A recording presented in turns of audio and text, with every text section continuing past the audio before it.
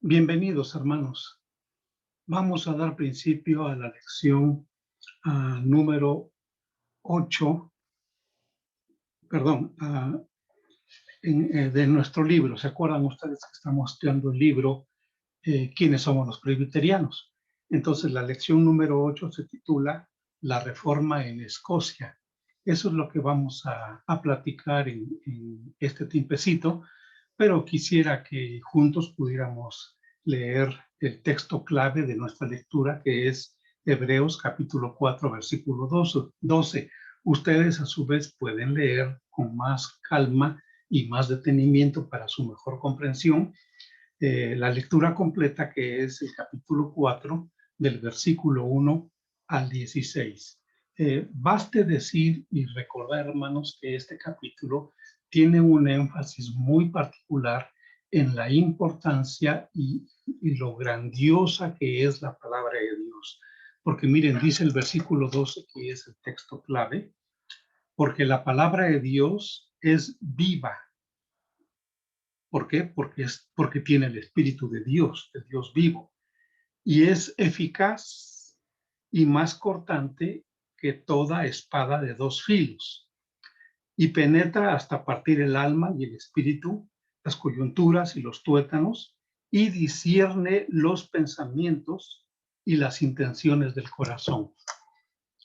Con este texto sobresale de una manera magnífica el asunto de esta bendita palabra de Dios, que miren ustedes lo que dice: discierne los pensamientos. Es decir, al enfrentarnos al espejo que revela lo que somos, lo que podemos hacer, eh, y realmente al saber nosotros que conoce las intenciones de nuestro corazón, no es ni más ni menos porque es la palabra de Dios, y Dios está presente ahí en su palabra, y nos habla Dios. No es que la Biblia, la palabra de Dios, hable de Dios, sino que Dios nos habla por medio de su palabra. Entonces, además dice que, además de discernir los pensamientos, también discierne las intenciones del corazón. Ya en el versículo 2 de este mismo capítulo 4, ya se hablaba, se decía que la palabra de Dios o el mensaje del Evangelio, las buenas nuevas, se predicaron a los antiguos, pero no les aprovechó porque no fue acompañada de fe. Es decir, si nosotros no creemos lo que dice la palabra de Dios cuando la leemos o cuando escuchamos a algún predicador, algún maestro de Biblia, algún pastor, algún misionero, etcétera, cuando escuchamos que alguien predica la palabra de Dios, pero nosotros no creemos a lo que dicen, no creemos a lo que dice la palabra de Dios, es decir, no acompañamos con nuestra fe a la palabra de Dios, entonces, pues puede ser el predicador más elocuente del mundo o el que mayor autoridad o impacto tenga. Pero si nosotros no agregamos nuestra fe para creer la palabra de Dios, no será de provecho para nuestras vidas. Entonces, muy importante, hermanos. La palabra de Dios es como una espada de dos filos. Penetra, corta y aparte discierne. Pero la palabra de Dios es viva y eficaz. ¿Por qué? Porque pertenece a un Dios vivo, y el Espíritu de Dios es un espíritu vivo, es una persona viva, el cual mora en nosotros los cristianos. Muy bien, entonces llega el momento de compartir nuestra pantalla y vamos a hacernos chiquitos, pero nos pasamos de este lado y entonces nos hacemos un poquito más grandes. Aquí estamos. Vamos a recordar brevemente cómo estaba en el siglo XVI, entre el año 1510, 1520, 1530, y quizá ya prolongándonos hasta 1550. Toda la base rosada que tiene Europa en toda su extensión, lo que es la Europa continental, bueno, pues era de la Iglesia Católica Romana, la Iglesia Papal. Pero esta gran franja amarilla que incluye Noruega, Suecia y los Países Bajos, y por supuesto Alemania, esto era de la Iglesia luterana. Luego tenemos la presencia de los calvinistas, que son pues prácticamente todo Escocia y muchos puntos y países completos también o condados en el interior de Europa que pertenecían a la iglesia calvinista. Escocia, vean ustedes aquí lo estoy señalando, con este color ocre, morrón, un poquito café naranja. Aquí está con todos los demás puntos y por supuesto donde está Ginebra, donde está Basilea, donde está Zurich, que es Suiza. Aquí está toda la presencia y en muchos puntos, se ven muchos lugares en donde está el color de la iglesia calvinista.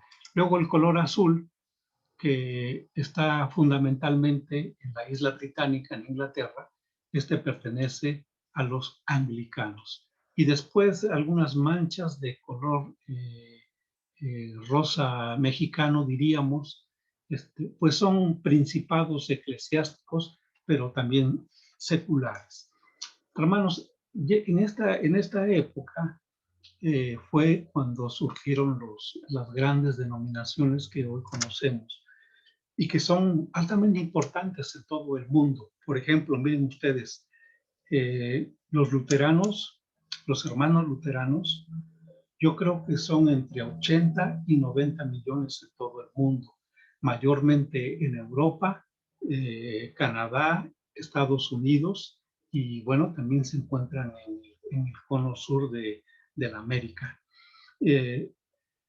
Los censos no están muy actualizados, por eso yo pongo un rango muy amplio de 80 a 90 millones de miembros de la Iglesia Luterana.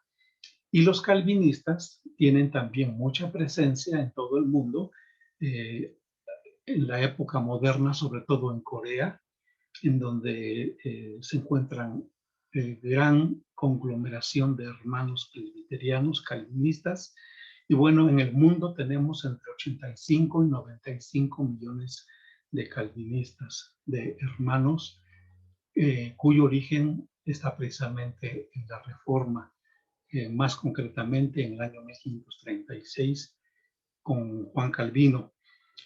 Luego tenemos la presencia que aquí solamente se ve en el color azul en Inglaterra, y aquí este lugarcito de Ulster, que también está en color azul, que pertenece a la colonia anglicana, son los anglicanos, que es la iglesia de Inglaterra. Bueno, ellos son entre 98 millones y 110 millones, de tal manera que es la tercera eh, eh, comunión cristiana, diríamos, o iglesia no católica romana, eh, que tiene una gran cantidad de miembros. Solamente están atrás de la Iglesia Católica Romana y de la Iglesia Ortodoxa. Claro, pero dentro de las iglesias, por así decirlas, modernas o menos antiguas, como son el pentecostalismo, la iglesia pentecostés, pues tenemos alrededor de 270 millones, que yo pensaría, ellos sí tienen un censo en el año 2017, así que el año 2021, fácil, hermano, andan alrededor de los 275 millones de miembros, la iglesia pentecostés, pero insisto, la iglesia de los luteranos, de los calvinistas y la iglesia anglicana datan de la segunda mitad del siglo XVI. Entonces, ya los pentecostales, luego metodistas, y otras más denominaciones que hoy tienen gran presencia a nivel mundial, pero ya son formaciones o agrupaciones derivadas también de las históricas, pero ya por el año 1800 después de Cristo. Muy bien. Bueno, aquí en esta zona, en este reinado, en este reino de Escocia, es donde nació pues, un líder magnífico de la Reforma, conocido con el nombre de John Knox.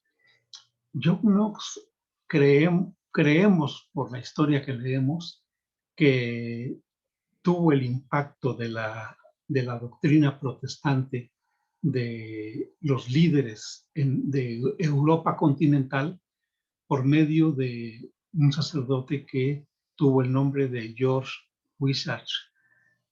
Es que este era un gran predicador, era de veras un elocuente predicador, pero además tan convencido de lo que predicaba, fiel creyente de lo que estaba diciendo, que la gente no podía salir de ese lugar donde lo estuvieran oyendo, que dicen que reunía más de 2000 personas, pero no podía salir sin tomar una decisión en su vida, ya sea renunciar a Cristo o ser un ferviente seguidor de Cristo. Tal era el poder del mensaje que Dios le daba a George Wishart. Y este varón fue de los que impactaron, pero él más de los que impactaron en la vida de Juan Knox o John Knox, que dicho sea de paso, su segundo apellido, y justo es mencionarlo porque es el apellido de su madre, Sinclair. Así que el nombre completo es John Knox Sinclair. Este era el siervo de Dios del cual vamos a platicar como fuente, como autor de la reforma en Escocia.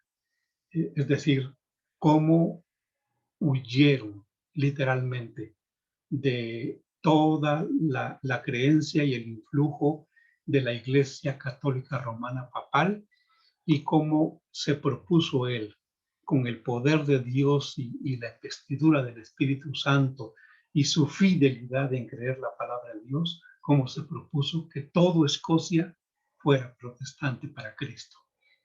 John Knox nació en el Reino de Escocia en el año de 1514 en una ciudad llamada Edimburgo y murió en el año 1572.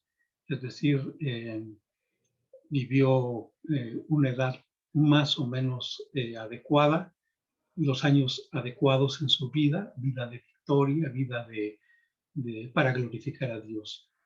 Era un gran predicador, como ya lo hemos mencionado, y fue, pues, francamente considerado como el líder número uno de la reforma escocesa, además de que tiene el título ni más ni menos de ser el fundador de la Iglesia Presbiteriana en Escocia. ¿Por qué?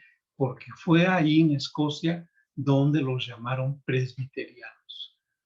¿Por qué? Porque el gobierno de la Iglesia, él desde un principio, aprendiendo de Juan Calvino, quiso que el gobierno de la Iglesia fuera por presbíteros, es decir, ancianos de la Iglesia, y obviamente considerándose dentro de estos ancianos a los mismos pastores.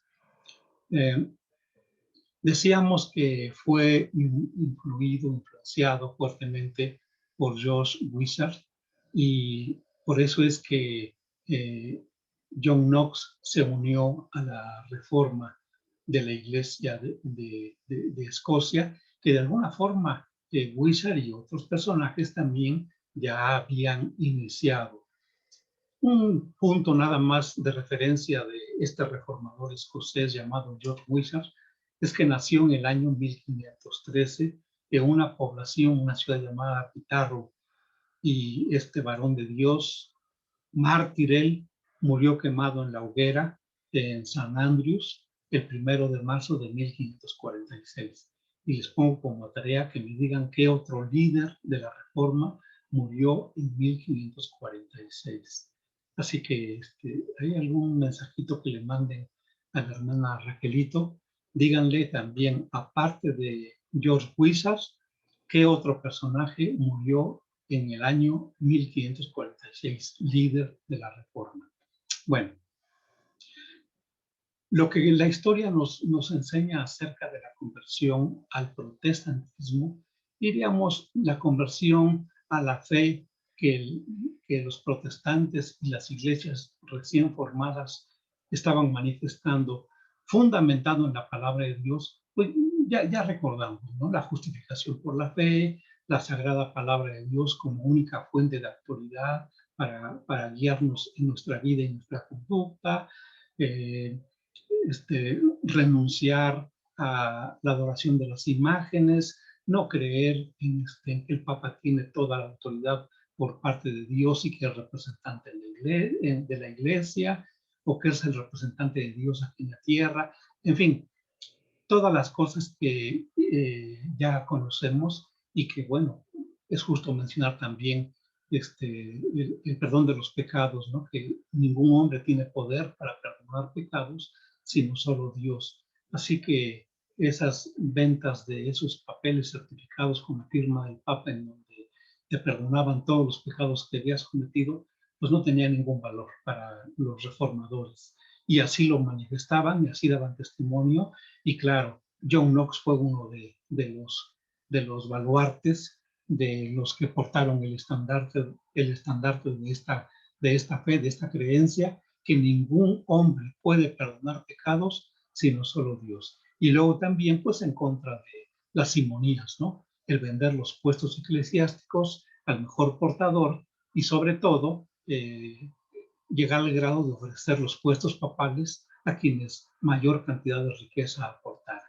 Bueno, él se convirtió pues al protestantismo y su mente ya había tenido cierta dirección a través de algunos escritores, y creo que podemos mencionar a San Agustín, a Erasmo mismo, a Jerónimo antes, mucho antes de Erasmo de Rotterdam, a Jerónimo.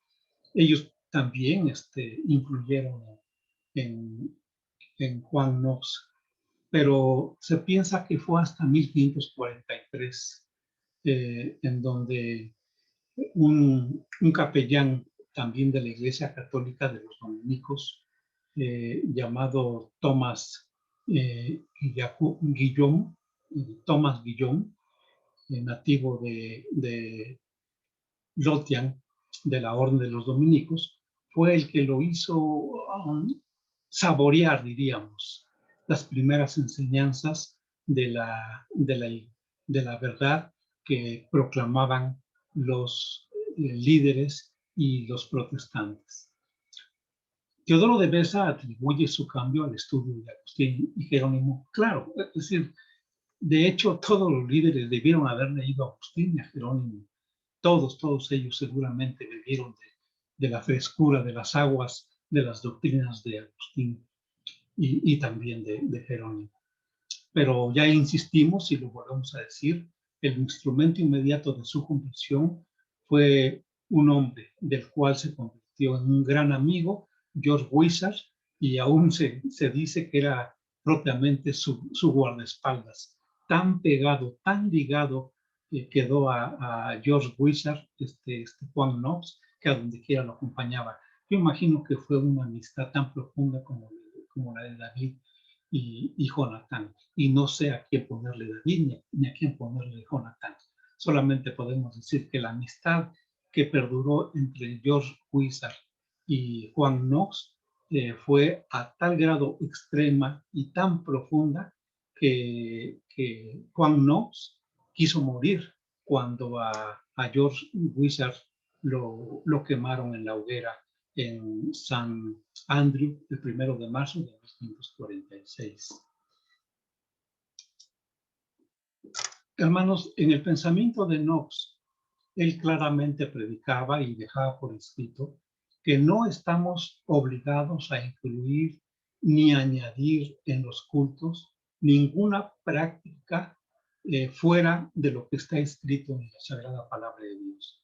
Es decir, como si hoy dijéramos el texto del profeta Isaías, ¿no? A la ley y al testimonio. Si no dijeren conforme a esto, es porque no les ha amanecido. Entonces, Juan nos decía, lo que está en la palabra de Dios es lo que va a conducir nuestras vidas. Dios no quiere que lo arrodillemos en una posición especial. Así que el que quiera adorar a Dios de rodillas puede hacerlo, pero si no lo hace para nosotros es mejor. Entonces, él pugnaba porque la gente adorara a Dios sin postrarse, como lo enseñaba la Iglesia Católica. Él abogaba por un gobierno de ancianos presbíteros, como ya lo hemos mencionado dentro de la Iglesia, y este énfasis es uno de sus legados más importantes. Por esa razón decimos que sus enemigos llamaron a sus seguidores presbiterianos. Pero la Iglesia debe ser dirigida y pastoreada por un cuerpo de presbíteros, incluyendo, por supuesto, los pastores. Knox era un predicador muy apasionado, muy vehemente. Era un hombre que llegaba al grado de golpear su púlpito. Bueno, esto no es raro, ¿no? Nosotros allá por la década de los 40, 50, 60, teníamos predicadores en la iglesia que ponían su pistola arriba del púlpito y predicaban con la pistola a un ladito, ¿no? Y luego surgió el dicho de que hay que predicar con la epístola y con la pistola. Pero no, ya esas prácticas ya quedaron atrás, ya no somos con ese tipo de pensamientos. Así que no nos extraña que John Knox golpeara el púlpito cuando predicaba y sobre todo haciendo énfasis en las verdades de la palabra de Dios. Estas son características de una vida apasionada por Cristo, sin que raye en la falta de orden dentro del culto, ni tampoco la reverencia a Dios, que es finalmente a quien rendimos el culto todos los que nos congregamos. John Knox fue un escritor prolífico, es decir, hay muchos libros de él que contienen una gran cantidad de doctrina, pero también él escribió un libro que se llama el reinado de las mujeres. Y esto lo hizo porque él tuvo problemas con las reinas de su época. A lo mejor, dicen algunos escritores, a lo mejor era un escudo para él, mejor enojarse, mejor mostrarse muy serio con las reinas para no caer en la seducción o en la conquista de ellas, porque pues también Knox no era de mal parecido, no era de mal parecer, y además muy joven había quedado viudo. Bueno, en este libro, en contra del reinado de las mujeres, Juan Calvino no estaba de acuerdo porque John Knox se lo informó, que estaba escribiendo un libro con ese enfoque, con ese tenor, y Juan Calvino como que lo quiso hacer cambiar de opinión. Sin embargo, no lo logró. Tengo aquí los nombres de las reinas con las cuales Knox tuvo problemas. Por ejemplo, María de Guisa, soberana de Escocia, el país de él. Ella es de 1515 a 1560, su edad. Pero ya ven ustedes que reinaban hasta el fin de su vida. Luego tenemos María de Inglaterra, pero esta era la que llamaban sanguinaria. Y esta estuvo de 1516 a 1558. Luego tenemos a Catalina de Médicis en Francia, también otra mujer muy atrevida, muy violenta, que las fechas de 1519 a 1589. en el fin de su reinado.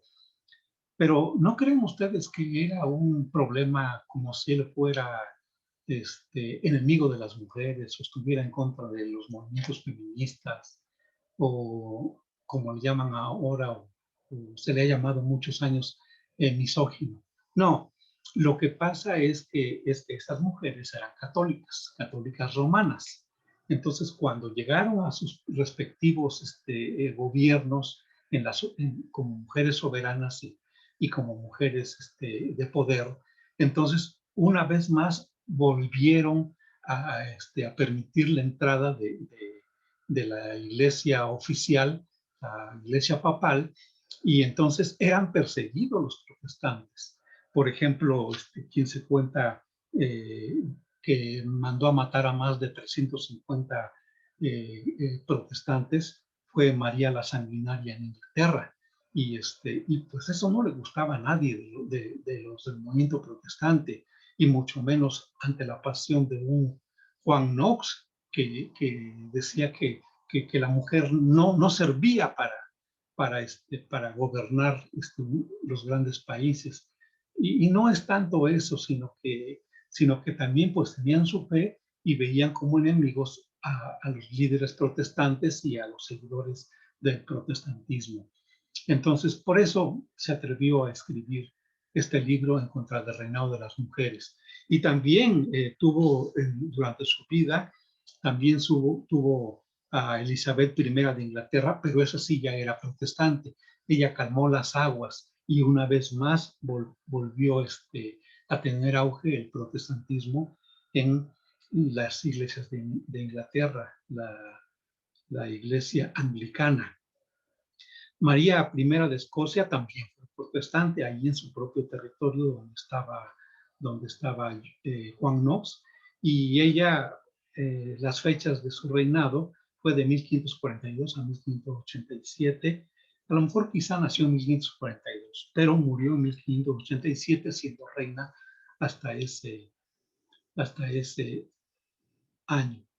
Se considera a Juan Knox como el padre de los puritanos. Y Dios mediante, la próxima semana platicaremos de la iglesia de los puritanos, cómo nació en medio de toda esta situación, de la explosión que estaba tanto en el lado continental de lo que es Europa, por el movimiento protestante, como también en las Islas Británicas, lo que era Escocia, lo que era la Gran Bretaña, o sea, Inglaterra, y todas las islas aledañas. Esta gran explosión, y surgieron ahí también hermanos nuestros que, ahora sí, como dice el dicho, no estaban ni con melón ni con sandía. ¿Por qué? Porque les parecía que las iglesias protestantes aún conservaban algunas cosas de la Iglesia Católica Romana. No se habían cortado, por así decirlo, 100% el cordón umbilical, y no lo hicieron. Y no lo hicieron. No nos olvidemos que todos ellos fueron católicos, que respetaban al Papa, todos los líderes fueron católicos romanos, bebieron de las fuentes del conocimiento pues de Crisóstomos, de Orígenes, aunque ellos no hayan sido de la iglesia papal, porque fue hasta el año 312 cuando se originó la alianza entre el gobierno y la Iglesia Católica Romana. Pero los escritores de aquella época y sobre todo Agustín de Hipona, el doctor Agustín de Hipona, fue el que dejó en su doctrina pues muchas bases para lo que después desarrolló Martín Lutero, Juan Calvino, Ulrico Zwinglio, Philippe Melanchthon, Guillermo Farrell, Teodoro Odessa, y ahora el que nos ocupa, ¿no? Juan Knox, que también escribió basando sus conocimientos en todo lo que los hombres de la Iglesia Católica Romana confesaban esa fe cuando era Iglesia Católica, y aún después, cuando ya fue romana, pues Jerónimo, el que hizo la Vulgata Latina, también por mandato del emperador, que hizo la traducción de los manuscritos originales al latín, de tal suerte que inclusive se fue a vivir a Jerusalén para de primera mano conocer y aprender el hebreo y ver los textos, sobre todo el texto sinaítico, o algunos documentos muy antiguos de la Sagrada Escritura, y sobre todo pues la Septuaginta, que es la Biblia hebrea en griego. Muy bien, entonces ya hablaremos de los puritanos, porque me encanta también la historia de ellos, y también nació en esos años cuando teníamos, a lo mejor quizá Martín Lutero ya había muerto, porque él murió en el año, no se lo voy a decir, para que se acuerden en qué año murió Martín Lutero, y Juan Calvino, que murió hasta 1564, yo creo que él sí conoció de estos hermanos puritanos. Ahora, es interesante que a John Knox se le considere como el padre de los puritanos. Vamos a abundar sobre ello cuando veamos el nacimiento de la iglesia puritana. Muy bien, hermanos. Tenemos todavía más comentarios. En el año de 1553, cuando María Tudor se convirtió en la reina de Inglaterra, la nueva monarca, ella era católica romana. Entonces inició una persecución en contra de los protestantes, de tal forma que también mandó a poner prisionero a Juan Knox. Pero Juan Knox, ante esta situación, sabiendo que su vida corría peligro, entonces se trasladó para la Europa continental y precisamente fue a Ginebra, en donde estaba Juan Calvino, en 1554, 10 años antes de que muriera Juan Calvino. Entonces Juan Knox estuvo ahí 5 años aprendiendo del agua del saber, bebiendo de las fuentes del conocimiento de Juan Calvino, y tanto le impactó la manera como este gran siervo de Dios, Juan Calvino, tenía a todo Ginebra tan cohesionada, tan unida, tan en comunión, viviendo no solamente dentro de la iglesia, sino toda la vida, llamamos entre comillas, secular, sus trabajos, sus negocios, las escuelas, todo era de la iglesia cristiana, de la iglesia reformada, de la iglesia protestante. Y todo se hacía, las autoridades civiles estaban formadas también por ancianos de las iglesias. Entonces, era una vida tan bonita que Juan nos escribió una carta hacia un amigo en Escocia, le dijo, dice, no, dice, aquí haz de cuenta que vives en el paraíso, ¿no? Esta es la mejor etapa de mi vida. Y entonces cuando murió la reina, ya tuvo oportunidad Juan Knox de regresar a Escocia. Juan Knox permaneció en Escocia desde 1559, es decir, de Ginebra se fue otra vez a las islas británicas en Escocia, y ya ahí se quedó hasta 1572, que fue el año en que murió. Hay muchas cosas que se dicen de este gran varón de Dios, pero una de las frases que más nos impactan que este hombre lleno del Espíritu Santo dijo, fue que clamó a Dios y le dijo, dame Escocia o me muero. Esa era su memorable súplica a Dios por su nación, y Dios se lo concedió. Dios se lo concedió. Para mí esto es de veras una gran enseñanza del ejemplo de un siervo de Dios. Miren ustedes, hay en la Biblia ciertos relatos, en Isaías, por ejemplo, y en Jeremías, en donde Dios dice, si delante de mí separar a Daniel, separar a Samuel, separar a Noé, poniéndose como brecha para que yo no haga caer mis juicios sobre Jerusalén, pues ni a ellos oiría yo. Ellos salvarían su vida por su justicia, pero ni aún sus hijos de ellos. Ellos sí se salvarían por su justicia, pero no los oiría yo. Aún así, yo descargaría yo mi ira sobre Jerusalén, sobre el pueblo de Israel.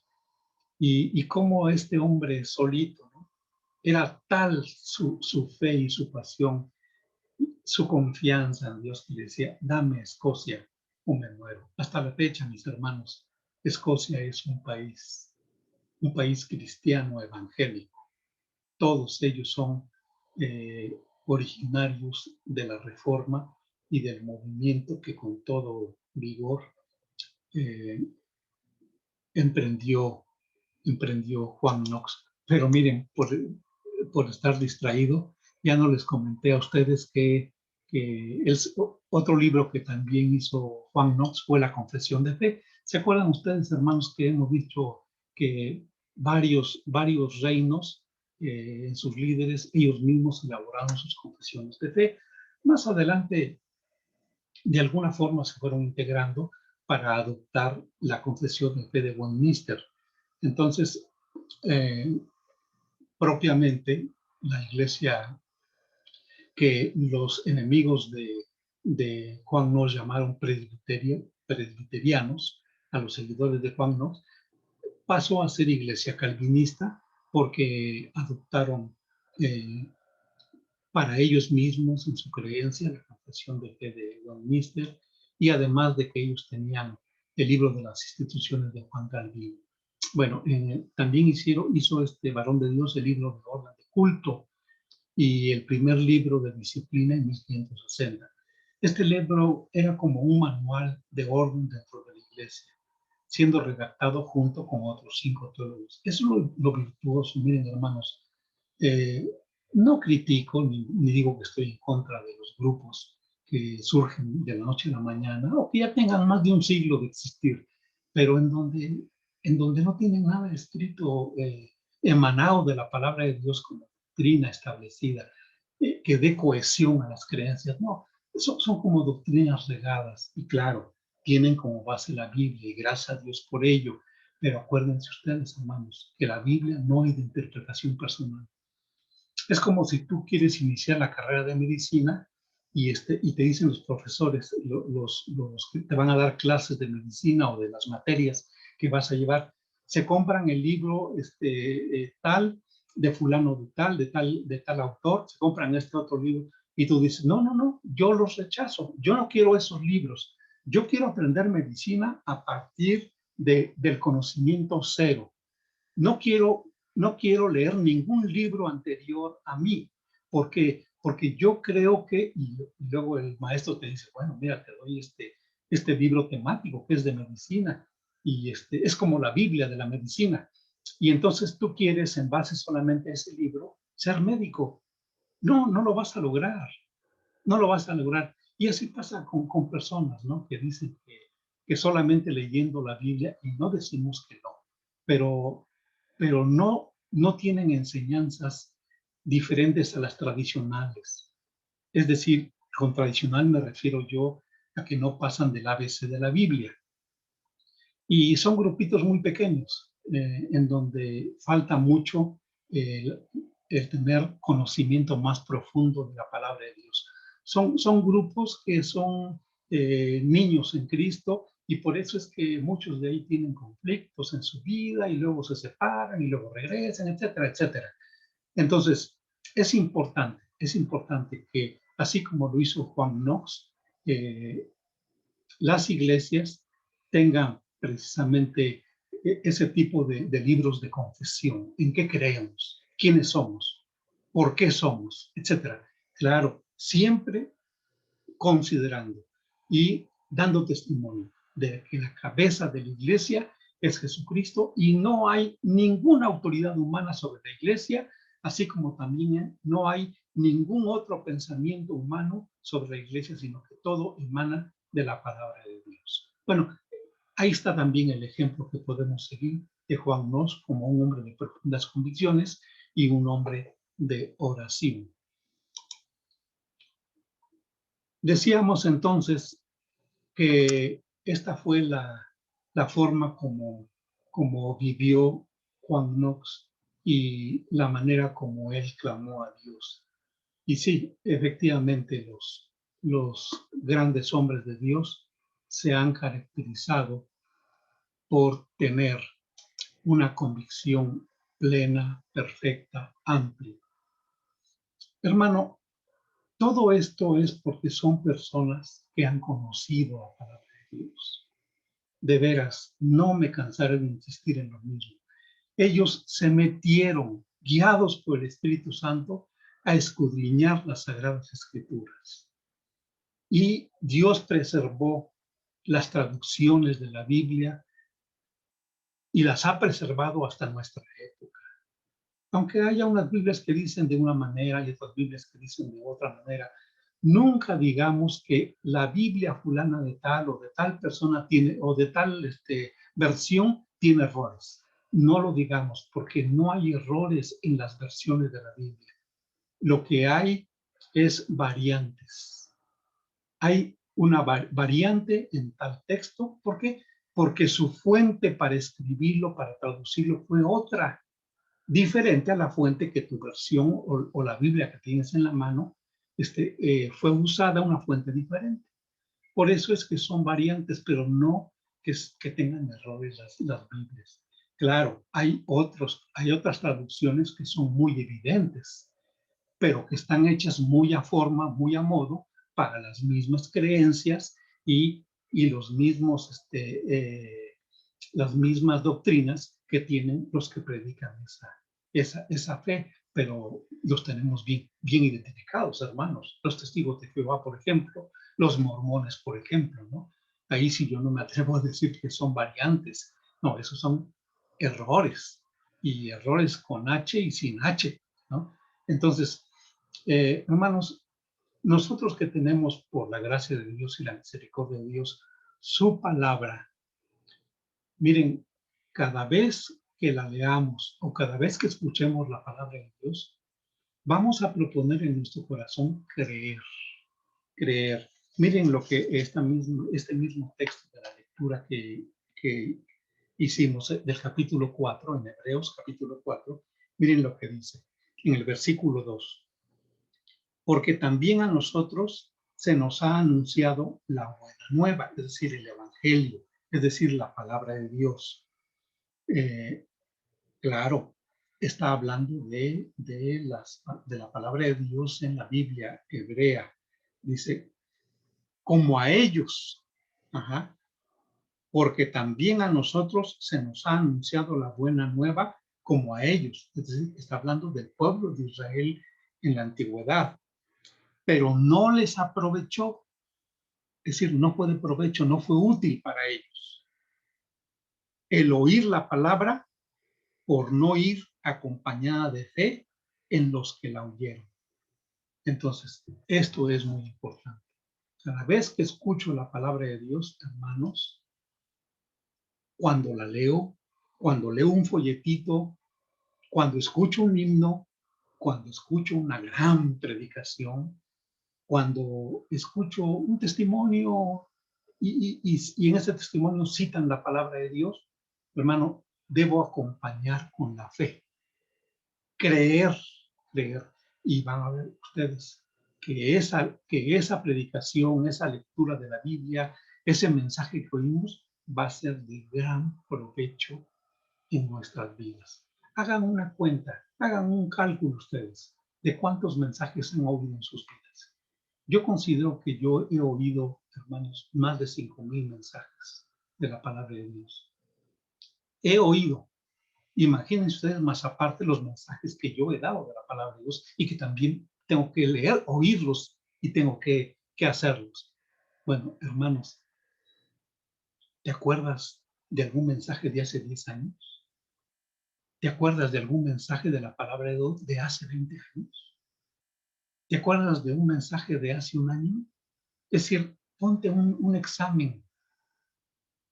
Y si no te acuerdas ni siquiera del mensaje que escuchaste esta mañana, si no te acuerdas, es porque no te aprovechó, porque no agregaste tu fe para acompañar el mensaje de la palabra que ibas a oír. Bueno, hermanos, Dios nos bendiga. Dios nos bendiga y con eso terminamos nuestra lección de la Reforma en Escocia. Lección número 8 y en la lección número 9 vamos a hablar de la iglesia puritana, del nacimiento de la iglesia puritana. Que Dios les bendiga, mis hermanos, y que el amor de Dios y la gracia de Jesucristo sean con nosotros. Amén.